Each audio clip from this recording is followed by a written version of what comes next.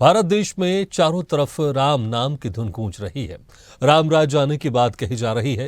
हर कोई अयोध्या की तरफ एकटक देख रहा है राम मुझे कब दर्शन दोगे। भक्तों की सालों पुरानी आशा कैसे पूरी हुई, ये दिन कैसे आया, इसकी साक्षी वो देश की जनता है जिसने देखा कि किस तरह से सालों के इंतजार के बाद संघ परिवार के इस एजेंडे ने मूर्त रूप लिया।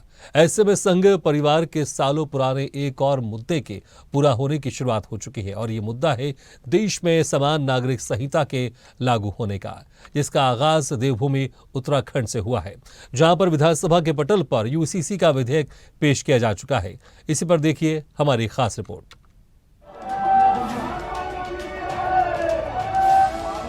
समान नागरिक संहिता उत्तराखंड विधेयक पुनर्स्थापित करने हेतु सदन की अनुज्ञा चाहता हूँ।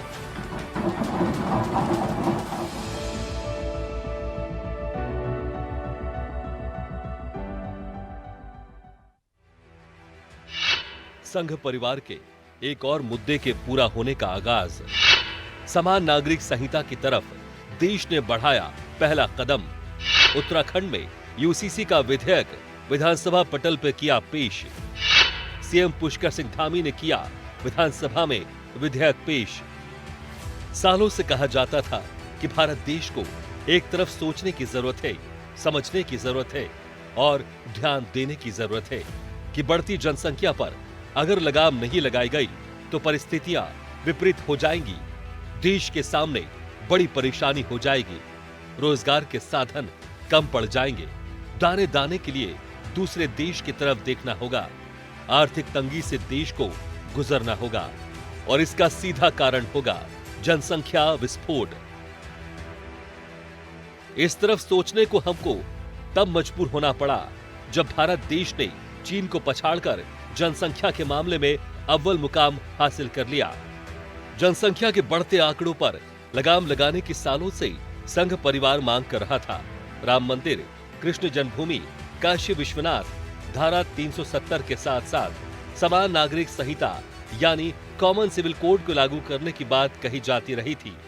इन्हीं सब के बीच राम मंदिर बन चुका है, कृष्ण जन्मभूमि का केस कोर्ट में चल रहा है, काशी विश्वनाथ भव्यता की तरफ बढ़ रहा है, कश्मीर की धारा 370 धराशायी हो चुकी है। ऐसे में बस बाकी था तो समान नागरिक संहिता को लागू करना। वहीं अब इसकी शुरुआत का आगाज बाबा केदार की धरती उत्तराखंड से हो चुकी है। यहाँ पर यूसीसी विधेयक को विधानसभा के पटल पर रखा जा चुका है। माननीय अध्यक्ष जी, मैं आपकी अनुज्ञा से समान नागरिक संहिता उत्तराखंड विधेयक 2024 को पुनर्स्थापित करने हेतु सदन की अनुज्ञा चाहता हूँ। प्रश्न यह है कि समान नागरिक संहिता उत्तराखंड 2024 विधेयक को पुनर्स्थापित करने हेतु सदन की अनुज्ञा दी जाए। जो माननीय सदस्य के पक्ष में हो कृपया हाथ हैं, जो माननीय सदस्य के विरोध में हो कृपया नहीं कहें। बाकी संख्या अनुज्ञा दी गई।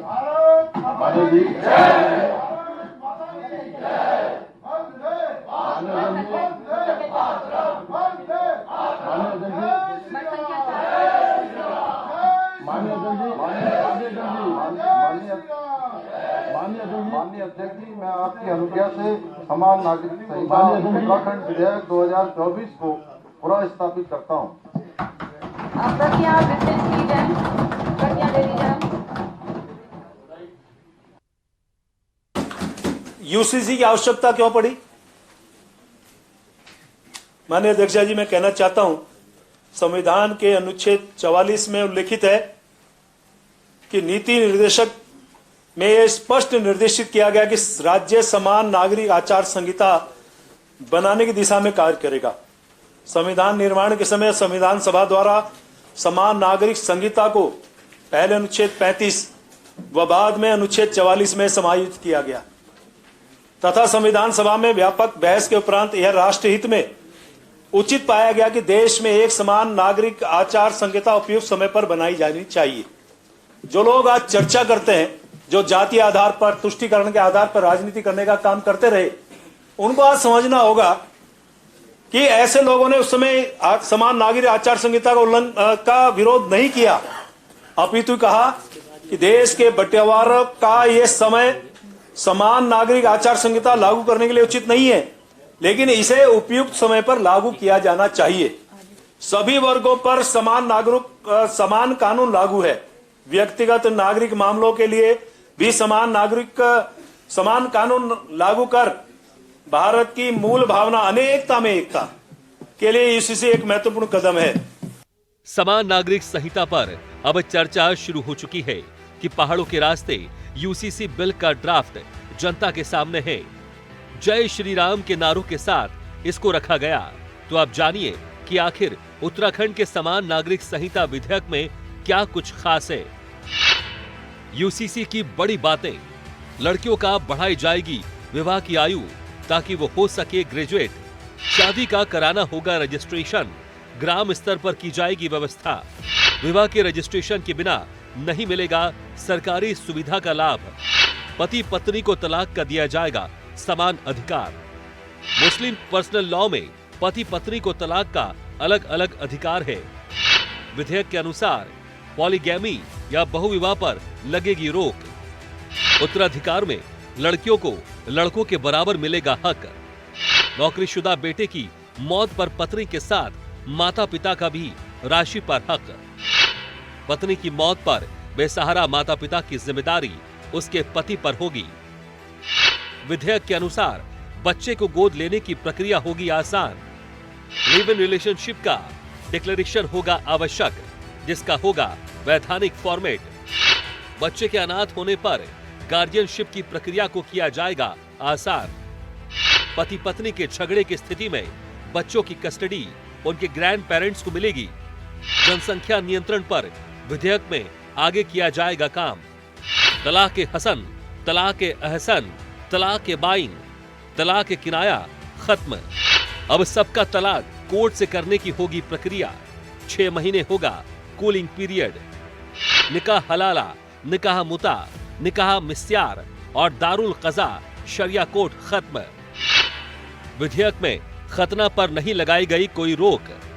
नहीं, पूरा समय मिला है। अभी ये इसके बाद जो है इस पे चर्चा होगी और कल जाकर के इसका मतलब ये पास किया जाएगा। मैं समझता हूँ भगवान बद्री विशाल और भगवान केदारनाथ की धरती पर, जहाँ पर 3 विशाल नदियों का संगम है, यहाँ पर यमुना, गंगा और सरयू नदी बहती है, जहाँ से वहाँ पर एक कॉमन सिविल कोड का यहाँ पर जो है पास होगा। ये बड़ा ऐतिहासिक दिन है। मैं धामी जी को बहुत बहुत बधाई देता हूँ। निश्चित रूप में अम्बेडकर जो चाहते थे, क्योंकि आर्टिकल 44 के अंदर उन्होंने कहा कि there should be a common civil code in the country, तो ये उन्होंने कहा कि सबको एक कॉमन सिविल कोड बनाने का अधिकार मिलना चाहिए। तो ये अधिकार आज मिला है। उस समय क्योंकि भारत का विभाजन हो रहा था, उपयुक्त समय नहीं था, तो उन्होंने यही कहा कि उपयुक्त समय के अंदर ये कॉमन सिविल कोड लागू होना चाहिए। वैसे भी आपको पता है कि गोवा के अंदर ये लागू है। पोर्चुगीज के जमाने में ये कॉमन सिविल कोड बनाया गया था और उसके बाद आज़ादी के बाद उत्तराखंड पहला राज्य है और मैं समझता हूँ ये गौरव हम लोगों को मिला है। तो हम सब बहुत अभिभूत हैं और निश्चित रूप में इसको करतल ध्वनि से इसको पारित करेंगे। जो लोग समझ नहीं पा रहे हैं वो इसका विरोध कर रहे हैं। बिल का अध्ययन करने के बाद वो विरोध भी समाप्त हो जाएगा। ये महिलाओं को मजबूत करने का बिल है, महिला सशक्तिकरण का बिल है। मैं इसका स्वागत करता हूँ। धन्यवाद। कुल मिलाकर देखा जाए तो समान नागरिक संहिता का विधेयक पूरी तरह से महिलाओं को अधिकार दिलाने, बच्चों और बुजुर्गों को परेशानियों से निजात पाने, कुप्रथाओं को खत्म कर एक समान समाज की स्थापना करने वाला है, ताकि एक देश, एक विधान और एक प्रधान का वादा पूरा हो। यही बात बीजेपी कहती दिखाई दे रही है।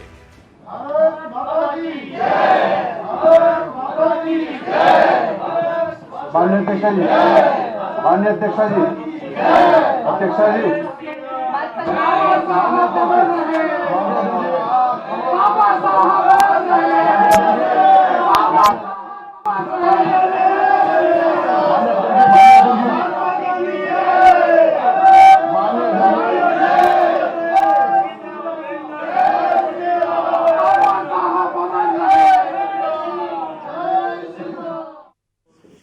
देखिए, आपने धर्म की बात की है, लेकिन मेरा मानना ये है कि हमें ये देखना होगा कि इस कानून से किस वर्ग को, किसको फ़ायदा हो रहा है। क्या एक धर्म को नुकसान हो रहा है या एक वर्ग को नुकसान हो रहा है? बात ये है ही नहीं।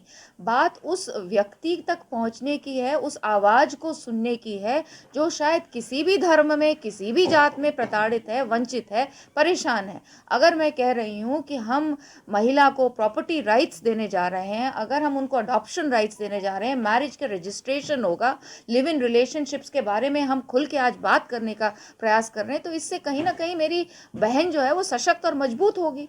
तो इसमें धर्म की तो बात ही नहीं आती है। इसमें हम ये देख रहे हैं कि किस तरह का कानून लाया जाए ताकि हर वर्ग में जो परेशान है, हर धर्म में जो वंचित है, जो शोषित है, उसको हम किस तरह से न्याय दिला पाएं। अगर इस देश में क्रिमिनल लॉज एक हो सकते हैं तो क्या सिविल लॉज एक नहीं होनी चाहिए? आने वाले वक्त में देश में लोकसभा चुनाव होने वाले हैं। उत्तराखंड में अपने वादों पर खरी उतरती धामी सरकार यूसीसी विधेयक ले आई है। माना जा रहा है कि आम चुनाव में बीजेपी देश भर में इसे लागू कर एक बार फिर पुराना कार्ड खेल सकती है और अपने 400 पार के सपने को साकार करने की तरफ बढ़ सकती है, ताकि अपने सभी 5 प्रमुख वादों को पूरा कर जनता के सामने अगले वादों की फहरिस्त रख सके। स्वदेश डेस्क से सुनील बंशीवाल की रिपोर्ट।